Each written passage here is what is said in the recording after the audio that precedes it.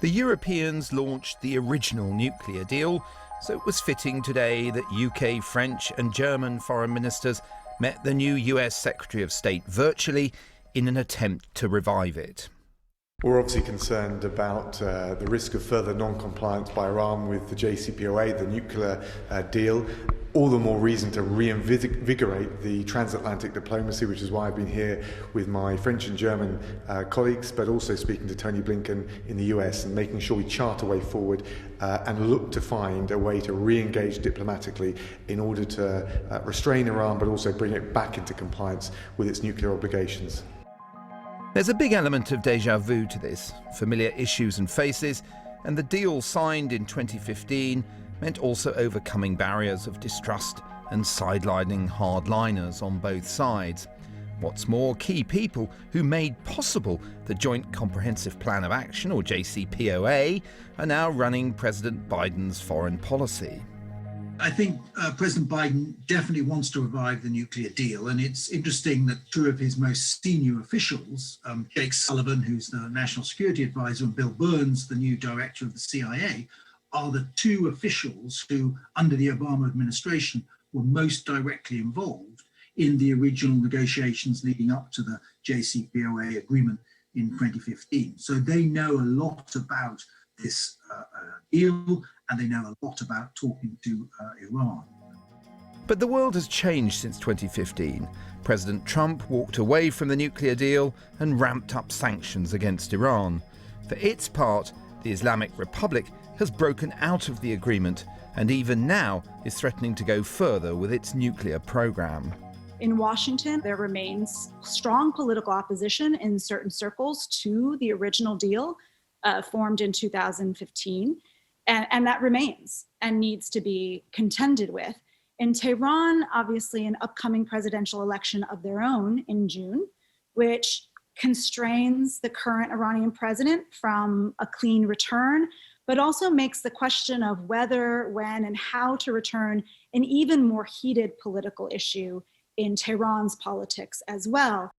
In the Gulf itself, multiple missile attacks by Iranian proxies on Saudi targets in recent years underline another element of this.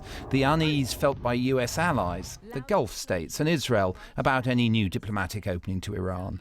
President Biden will have to set aside those worries, at least temporarily, in order to get the JCPOA running again. I think perhaps a two-stage process is more realistic. So one has a sort of minimal resumption of the JCPOA, reversing the Iranian breaches of the deal, which are quite possible, a reversion of the taking back the sanctions that Donald Trump imposed, perhaps in a phased way, and then perhaps separately with a different cast of players to discuss things like Iran's regional role.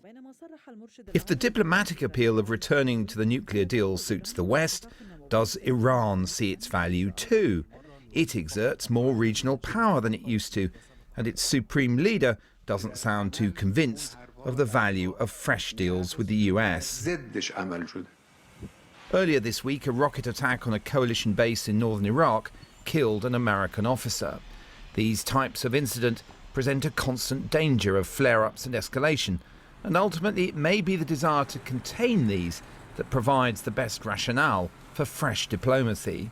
What I think also was learned from the Trump administration is that not having the nuclear deal certainly didn't de-escalate tensions in the region, and in fact, in many cases, escalated it quite severely, such that Iran's choices and decisions in terms of its foreign policy in the region only presented more and more aggressive a threat to its immediate neighbors.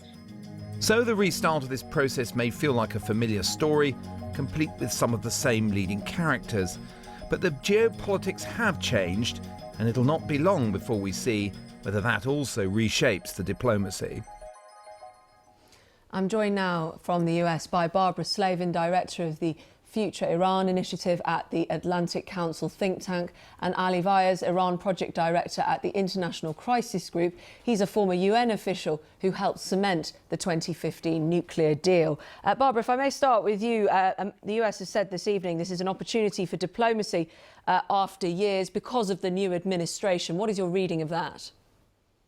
I'm very encouraged, frankly, by the news that's coming out that the United States would be willing to attend a meeting of the Joint Commission, which implements the nuclear deal.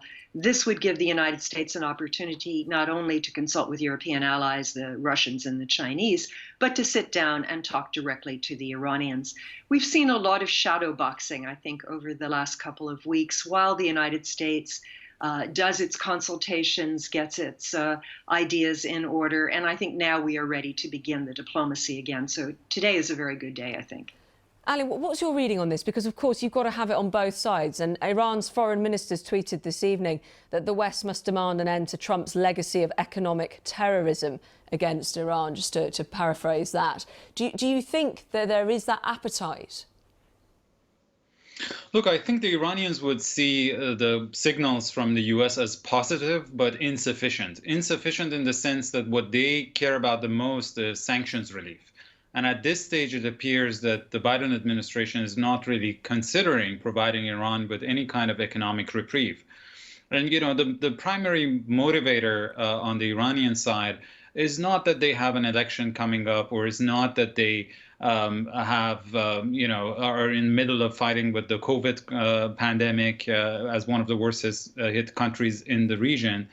But it's a matter of principle. You know, they had a deal with the U.S. and the P5+1 world powers that the U.S. reneged on. And if now they agree to any kind of return to the diplomatic table without any kind of mea culpa or regret from the U.S.'s side, and if they agree to any additional concessions based on the sanctions that the Trump administration imposed, they are afraid it will teach a very bad lesson to the U.S., that basically Iran responds to pressure and sanctions. And then this would be a slippery slope of unending U.S. demands. So what is the way back for you, do you think, having just outlined that position? So basically, there is a need, without any doubt, for the U.S. to freeze this process of escalation that we're in, because the Iranians, based on a legislation that the Iranian parliament passed after their top nuclear scientist was assassinated last year, will reduce the access of UN inspectors to Iran's nuclear facilities as of next Tuesday. And this process of escalation will continue because Iran's nuclear program is now growing by the day. So we need to freeze this process. And again, the only card that the U.S. will play that would get Iran's attention is some economic reprieve.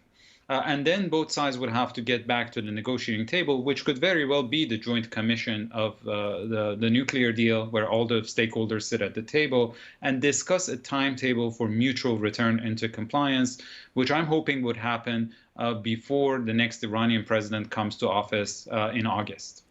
That is also a key day, as you bring up. Barbara Sabin, to bring you back into this, the Biden administration seems less close to Israel. Do you think that gives Biden more freedom to maneuver? Yeah, I think it does. I think that the Biden administration has not only shown a certain independence from the Israelis, but is also noticeably less warm towards Saudi Arabia and the United Arab Emirates, which are the other countries that have been ambivalent, to say the least, about the return to the nuclear agreement. So I think, Joe Biden is showing a lot of independence. He's also showing that he can't be pushed around by the Iranians with artificial deadlines. I mean, with all due respect to Ali, yes, Parliament passed legislation, but Parliament is not in charge. The supreme leader of the country is in charge. And if he sees signs that the United States is indeed willing to lift the sanctions, he can pause this move out of the Joint Comprehensive Plan of Action. One other bit of news tonight: the United States has apparently formally withdrawn the Trump administration's efforts to, quote unquote, snap back UN sanctions on Iran. This was a failed attempt last year, but now the U.S. has formally rescinded this. There are a number of signals, I think, that are being sent to Iran. And hopefully this meeting of the Joint Commission can happen sooner rather than later. And then we can get back to the business of sequencing a mutual return to compliance with the deal. Ali, to give us an insight into Robert Malley, Biden's new Iran envoy, you know him, you've worked alongside. What do you think his approach will be? Look, Rob's approach would be the Biden administration's approach, not necessarily the approach that we advocated at Crisis Group, which was a swift and clean return to the JCPOA. I think the problem that the Biden administration is now facing is very strong political resistance in Congress towards lifting the sanctions just to return to the original agreement. But at the same time, as I said, the Iranians would not agree to anything other than return to the original agreement. And I think, I've seen this movie before. These seemingly unbridgeable gaps between the two sides could be bridged because at the end of the day, both want the same thing. Both understand that JCPOA is in their interest and that without the JCPOA, there would be really very difficult to imagine any kind of diplomacy to address other issues of this agreement, be it Iran's ballistic missiles program or its regional activities. So eventually, I think there is a way, a creative way that they can find to synchronize their actions and return to the JCPOA in a coordinated and staggered fashion. But the first step is to get to the negotiating table. And although I think these signals that Barbara mentioned from the US are positive, but the only thing that gets Iran's attention is some kind of economic reprieve. Barbara, do you think that just thinking about it from the Americans' point of view, how does Joe Biden do this while not losing face, but also trusting that Iran will keep their side of the deal with regards to nuclear weapons? I don't think Joe Biden will lose face. He has rather good popularity ratings right now, mostly because of his handling of the COVID crisis, the economic crisis. And most Americans, frankly, are fairly disengaged from foreign policy. He has a lot of leeway. Congress cannot prevent him from returning to the original deal, although it would have a say perhaps on some sort of follow-on agreement.